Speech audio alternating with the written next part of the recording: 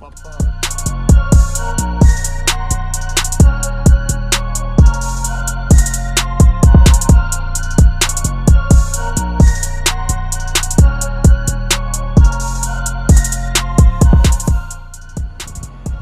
हैं कि हैलोवीन क्यों मनाया जाता है? बुरी आत्माएं धरती पर आती है और इंसानों को बहुत तकलीफ पहुंचाती है। तो इंसान अपने आप को बचाने के लिए उन्होंने भी इसी टाइप का अवतार लेना शुरू किया ताकि वो उनमें से ही एक लगे और वो फिर इंसान समझ करके उनको हानि ना पहुंचे।